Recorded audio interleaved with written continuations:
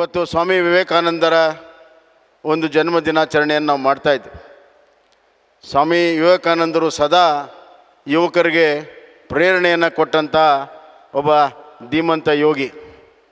ಇಡೀ ದೇಶದಲ್ಲಿ ಜಾಗೃತಿ ಮೂಡಿಸಿರುವಂಥದ್ದು.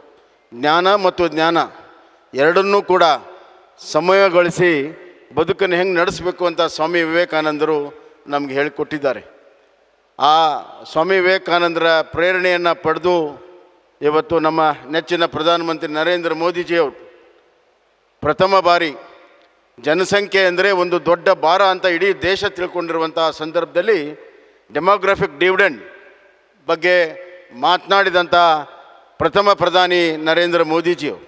ಅದರಲ್ಲಿ 40ಕ್ಕಿಂತ ಹೆಚ್ಚು ಪರ್ಸೆಂಟೇಜ್ ಇರುವಂಥ ಯುವಕರನ್ನು ಬಡಿದೆಬ್ಬಿಸಿ ಈ ದೇಶದ ನಿರ್ಮಾಣಕ್ಕಾಗಿ ಅವರಿಗೆ ಎಲ್ಲ ಕಾರ್ಯಕ್ರಮಗಳನ್ನು ಇವತ್ತು ಕೊಟ್ಟಿದ್ದಾರೆ. ಇವತ್ತು ಹೊಸ ಎಜುಕೇಷನ್ ಪಾಲಿಸಿಯನ್ನು ಕೊಟ್ಟಿದ್ದಾರೆ. ಯುವಕರಿಗೆ ಒಂದು ಹೊಸ ದಾರಿಯನ್ನು ನ್ಯೂ ಎಜುಕೇಷನ್ ಪಾಲಿಸಿ ಮುಖಾಂತರ ಇವತ್ತು ಕೊಟ್ಟಿದ್ದಾರೆ. ಸ್ಕಿಲ್ ಇಂಡಿಯಾ ಮುಖಾಂತರ ಅವರಿಗೆ ಕೌಶಲ್ಯ ತರಬೇತಿಯಿಂದ ಸ್ಕಿಲ್ಲನ್ನು ಕೊಟ್ಟಿದ್ದಾರೆ.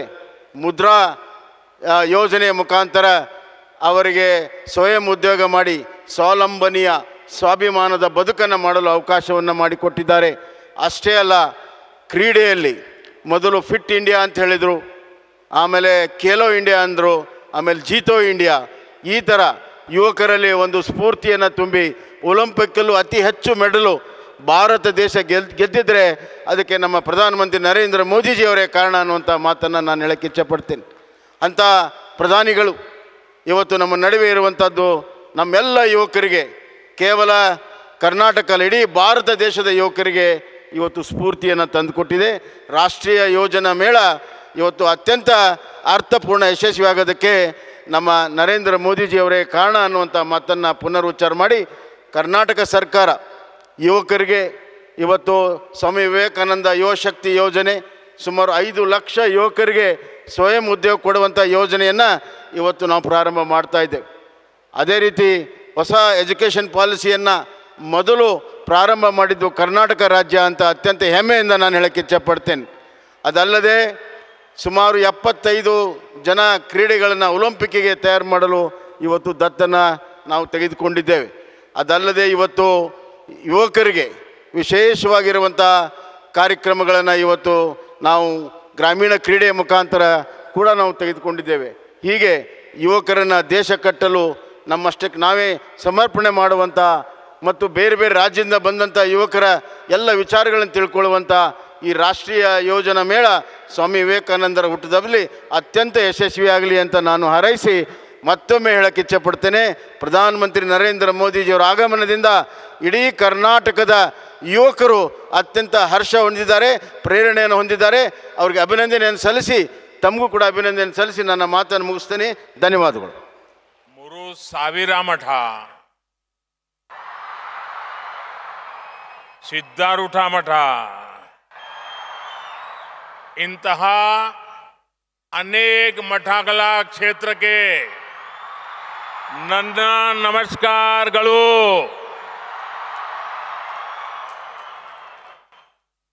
ರಾಣಿ ಚೆನ್ನಮ್ಮನ ನಾಡು, ಸಂಗೊಳ್ಳಿ ರಾಯಣ್ಣನ ಬಿಡು, ಈ ಪುಣ್ಯ ಭೂಮಿಗೆ ನನ್ನ ನಮಸ್ಕಾರಗಳು.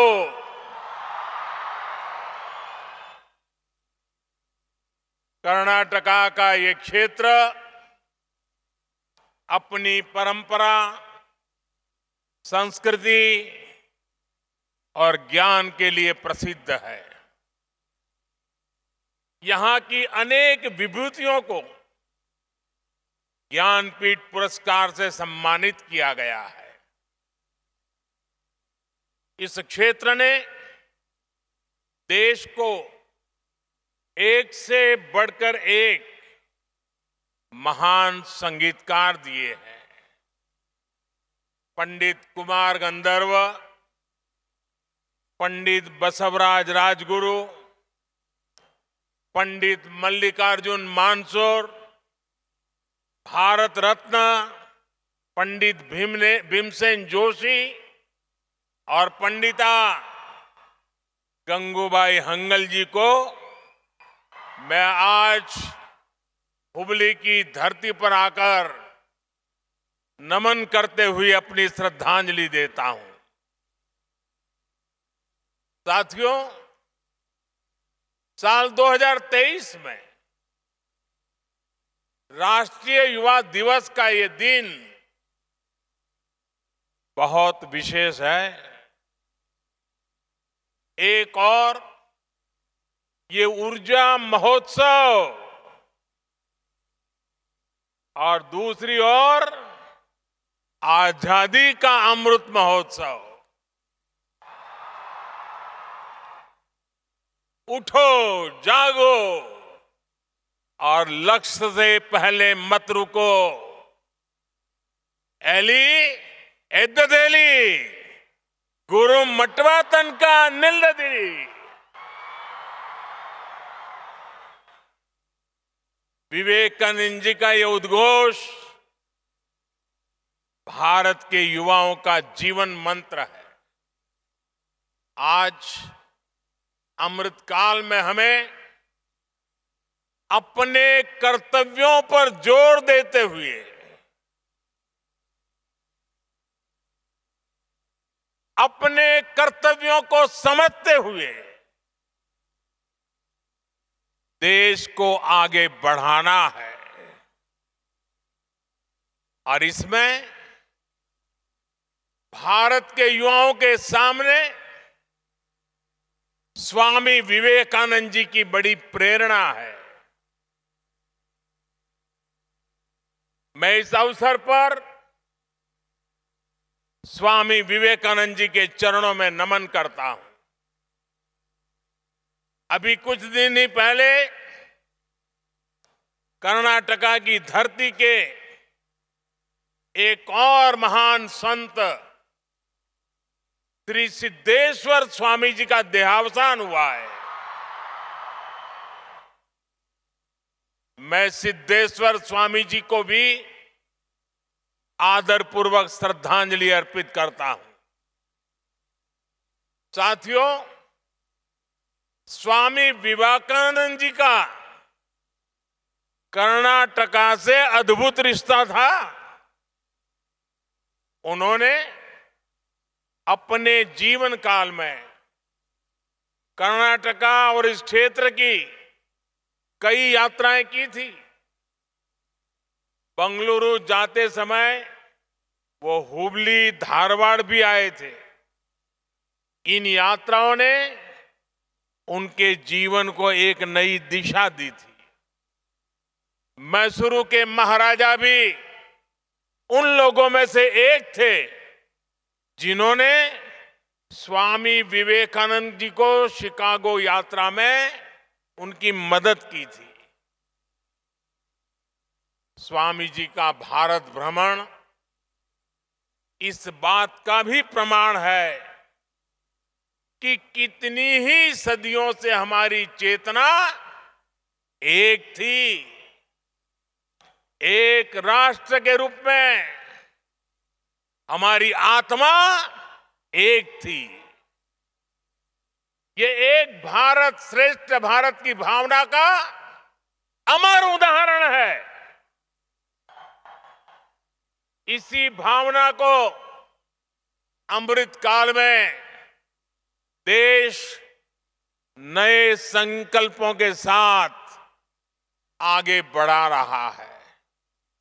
साथियों, स्वामी विवेकानंद जी कहते थे कि जब युवा ऊर्जा हो, जब युवा शक्ति हो, तो भविष्य का निर्माण करना,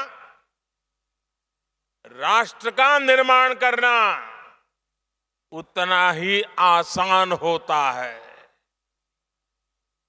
कर्नाटका की इस धरती ने खुद ऐसी कितनी ही महान विभूतियां दी है जिन्होंने अपने कर्तव्यों को सर्वोपरि रखा। बेहद कम उम्र में असाधारण काम किए। कित्तूर की रानी चेन्नम्मा देश की अग्रणी महिला स्वतंत्रता सेनानियों में से एक थी। उन्होंने सबसे मुश्किल समय में भी आजादी की लड़ाई को नेतृत्व दिया। रानी चेन्नम्मा की ही सेना में उनकी साथी संगोली रायण्णा ऐसे वीर योद्धा भी, जिनके शौर्य ने ब्रिटिश सेना का हौसला तोड़ दिया था। इसी धरती के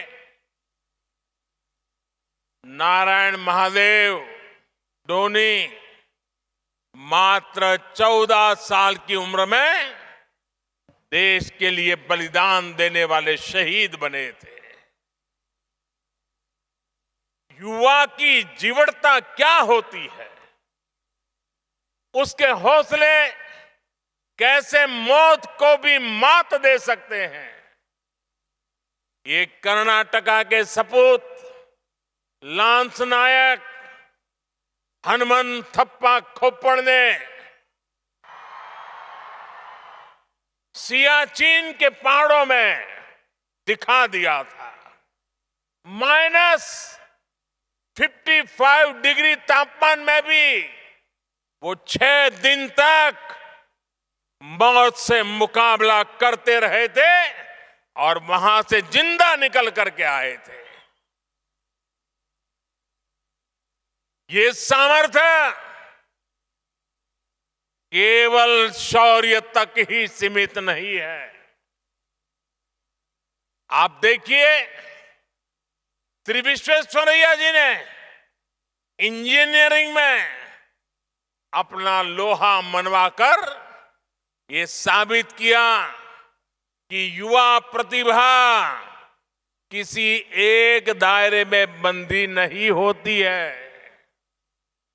इसी तरह देश के अलग अलग हिस्सों में हमारे युवाओं की प्रतिभा और क्षमता एक से एक कल्पनातीत अविश्वसनीय उदाहरणों का अंबार लगा हुआ है। आज भी मैथ से लेकर के साइंस तक जब दुनिया के मंचों पर प्रतियोगिताएं होती हैं, तो भारतीय युवाओं की काबिलियत विश्व को विस्मित कर देती है। साथियों, अलग अलग कालखंड में किसी भी राष्ट्र की प्राथमिकताएं बदलती है, उसके लक्ष्य बदलते हैं। आज 21वीं सदी के जिस पड़ाव पर हम भारतीय पहुंचे हैं, हमारा भारत पहुंचा है, वो उपयुक्त समय सदियों के बाद आया है। और इसकी सबसे बड़ी वजह है भारत का ये युवा सामर्थ्य, ये युवा शक्ति। आज भारत एक युवा देश है। दुनिया की बड़ी युवा आबादी हमारे देश में है, हिंदुस्तान में है। युवा शक्ति is the driving force of India's journey. The next 25 years are important for building the nation. Yuva Shakti's dreams decide India's direction. Yuva Shakti's aspirations decide India's destination. Yuva Shakti's passion decides India's path. To harness the Yuva Shakti We need to be young with our thoughts, with our efforts. To be young is to be dynamic in our efforts. To be young is to be panoramic in our perspective. To be young is to be pragmatic. Friends, if the world looks to us for solutions, it is because of the dedication of our Amrit generation. आज जब दुनिया भारत की तरफ इतनी उम्मीदों की नजर से देख रही है, तो इसके पीछे आप सभी मेरे युवा साथी हैं। आज हम दुनिया में 5वें नंबर की अर्थव्यवस्था है और हमारा लक्ष्य है कि हम इसे टॉप 3 में लेकर के जाएं। देश की ये इकोनॉमिक ग्रोथ हमारे युवाओं के लिए अपार अवसर लेकर आएगी। आज हम कृषि के क्षेत्र में दुनिया की अग्रणी ताकत है। कृषि के क्षेत्र में टेक्नोलॉजी और इनोवेशन से एक नया रिवॉल्यूशन आने वाला है। इसमें युवाओं के लिए नए अवसर पैदा होंगे, नई ऊंचाइयों पर जाने के नए रास्ते खुलेंगे। स्पोर्ट्स के क्षेत्र में भी आज भारत दुनिया की एक बड़ी पावर बनने की तरफ अग्रसर हो रहा है। ये भारत के युवाओं के सामर्थ्य के कारण ही संभव हो पा रहा है। आज गांव हो, शहर हो या कस्बा, हर जगह उफान पर है युवाओं का जज्बा। आज आप इन बदलावों के साक्षी बन रहे हैं। कल आप इसकी ताकत से फ्यूचर लीडर बनेंगे। Friends, this is a special time in history. You are a special generation. You have a special mission. This is the mission of making an impact for India on the global scene. For every mission, a foundation is needed. Whether it is economy or education, sports or startups, skill development or digitalization, in every domain, a strong foundation has been laid in the last 8-9 years. The runway is ready. The runway is ready for your takeoff. Today, there is a great optimism in the world towards India and its youth. This optimism is about you. This optimism is because of you. And this optimism is for you. Today, there are global voices saying this century is India's century. It is your century. The century of India's youth.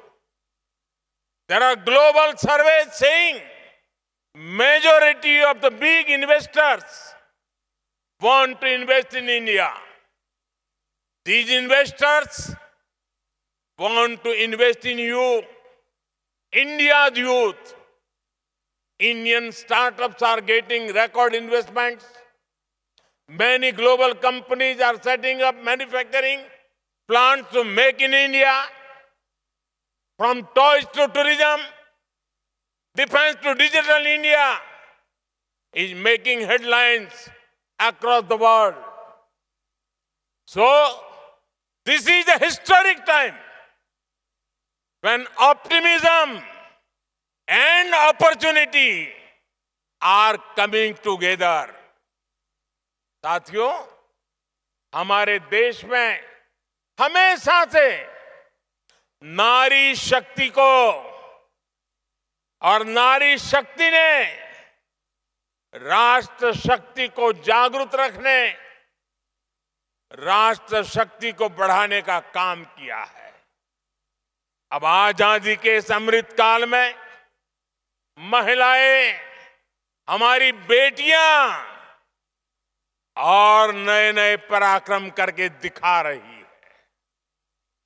Bharat की महिलाएं आज fighter jets उड़ा रही है, सेना में combative roles में शामिल हो रही है। साइंस, टेक्नोलॉजी, स्पेस, स्पोर्ट्स, ऐसे हर क्षेत्र में हमारी बेटियां बुलंदियां छू रही है। ये उद्घोष है कि भारत अब पूरी शक्ति से अपने लक्ष्यांकों की ओर बढ़ रहा है। साथियों, हमें 21वीं सदी को भारत की सदी बनाना है और इसलिए ये जरूरी है कि हम वर्तमान से 10 कदम आगे की सोचें। हमारी सोच फ्यूचरिस्टिक हो, हमारी अप्रोच फ्यूचरिस्टिक हो। ये जरूरी है कि युवा आकांक्षाओं की पूर्ति के लिए आप पॉजिटिव डिस्रप्शन करें, विश्व के आधुनिक देशों से भी आगे चले। अगर हम याद करें, आज से 10-20 वर्ष पूर्व ऐसी कितनी ही चीजें अस्तित्व में भी नहीं थी जो आज हमारे जीवन का अभिन्न हिस्सा है। इसी तरह आने वाले कुछ वर्षों में संभवतः ये दशक खत्म होने से पहले पहले हमारी दुनिया एकदम बदलने वाली है। Artificial intelligence, machine learning, internet of things और AR, VR जैसी इमर्जिंग टेक्नोलॉजी एक नए स्वरूप में इवॉल्व हो चुकी होंगी। डेटा साइंस और साइबर सिक्योरिटी जैसे शब्द कहीं ज्यादा गहराई से हमारे जीवन के हर आयाम से जुड़ चुके होंगे। हमारी शिक्षा से लेकर देश की सुरक्षा तक, हेल्थ केयर से लेकर कम्युनिकेशन तक, सब कुछ एडवांस टेक्नोलॉजी के जरिए एक नए अवतार में दिखने वाला है। आज जिन कामों का अस्तित्व भी नहीं है, आने वाले समय में वो युवाओं के लिए मेन स्ट्रीम प्रोफेशन होने की संभावनाएं हैं। इसलिए ये जरूरी है कि हमारे युवा फ्यूचर स्किल्स के लिए खुद को तैयार करें। दुनिया में जो कुछ नया हो रहा है, हमें उससे खुद को जोड़ना होगा। जो काम कोई नहीं कर रहा है, हमें उन्हें भी करना होगा। नई पीढ़ी को इस माइंडसेट से तैयार करने के लिए देश नई राष्ट्रीय शिक्षा नीति के जरिए प्रैक्टिकल और फ्यूचरिस्टिक एजुकेशन सिस्टम तैयार कर रहा है। आज स्कूल से ही इनोवेटिव और स्किल ओरिएंटेड एजुकेशन पर फोकस है। युवाओं के पास आज चॉइस के हिसाब से आगे बढ़ने की आजादी है।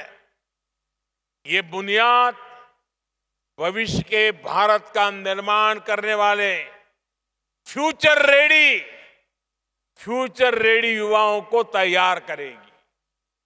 साथियों, आज इस तेजी से बदलते विश्व में स्वामी विवेकानंद जी दो संदेश हर युवा के जीवन का हिस्सा होने चाहिए। ये दो संदेश हैं इंस्टीट्यूशंस और इनोवेशन। इंस्टीट्यूशन तब बनता है जब हम अपने विचार को विस्तार देते हैं, टीम स्पिरिट से काम करते हैं। आज हर युवा को चाहिए कि वो अपनी इंडिविजुअल सक्सेस को टीम सक्सेस के रूप में विस्तार दे। यही टीम स्पिरिट टीम इंडिया के रूप में विकसित भारत को आगे ले जाएगा। मेरे युवा साथियों, आपको स्वामी विवेकानंद की एक और बात याद रखनी है।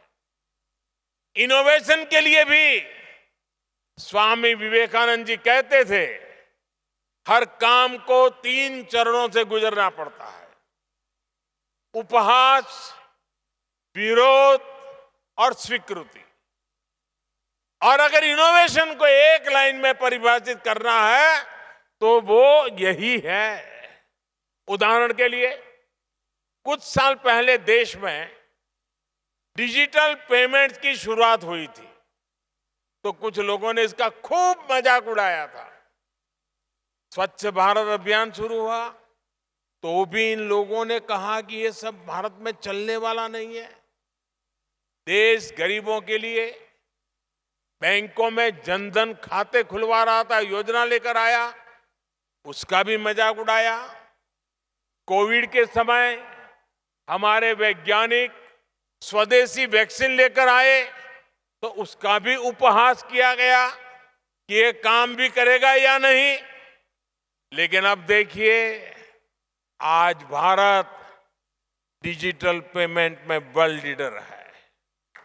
आज जनधन खाते हमारी इकोनॉमी की एक बड़ी ताकत है। वैक्सीन के क्षेत्र में भारत की उपलब्धि की दुनिया में चर्चा हो रही है। इसलिए आप युवाओं के पास अगर कोई नया आइडिया है तो याद रखें कि आपका उपहास हो सकता है, विरोध हो सकता है, लेकिन अगर अपने आइडिया पर आपको यकीन है तो उस पर टिके रहिए, उस पर भरोसा बनाए रखिए। आपकी सफलता मजाक बनाने वालों की सोच से कहीं बड़ी साबित होगी। साथियों, युवाओं को साथ लेकर आज देश में लगातार कुछ न कुछ नए प्रयास और नए प्रयोग हो रहे हैं। इसी कड़ी में नेशनल यूथ फेस्टिवल में भी देश के अलग अलग राज्यों के युवा विभिन्न प्रतियोगिताओं में हिस्सा लेने के लिए जुटे हैं। ये कुछ कॉम्पिटिटिव और कोऑपरेटिव फेडरलिज्म की तरह है। क्या अलग अलग राज्यों के युवा स्वस्थ प्रतिस्पर्धा की भावना लेकर अपने कौशल का प्रदर्शन करने आए हैं। यहां ये ज्यादा महत्वपूर्ण नहीं है कि कौन जीता, क्योंकि हर स्थिति में जीत भारत की होगी। क्योंकि यूथ फेस्टिवल में हमारे युवाओं का टैलेंट निखर कर सामने आएगा। आप यहां एक दूसरे से कंपटीशन करने के साथ साथ एक दूसरे के साथ कोऑपरेट भी करेंगे। इसलिए तो कहा जाता है कि कंपटीशन तभी हो सकता है जब उसमें भाग लेने वाले एक नियम को पालन करवाने में एक दूसरे का सहयोग करें। हमें कंपटीशन और कोऑपरेशन की स्पिरिट को लगातार आगे बढ़ाना है। हमें हमारे हर लक्ष्य में ये सोचना है कि हमारी इस सफलता से देश कहां पहुंचेगा। आज देश का लक्ष्य है विकसित भारत, सशक्त भारत। हमें विकसित भारत के सपने को पूरा किए बिना न रुकना है, न विराम करना है। मुझे विश्वास है हर युवा इस सपने को अपना सपना बनाएगा, अपने कंधों पर देश की ये जिम्मेदारी लेगा। इसी विश्वास के साथ आप सभी को एक बार फिर बहुत बहुत धन्यवाद, बहुत बहुत शुभकामनाएं।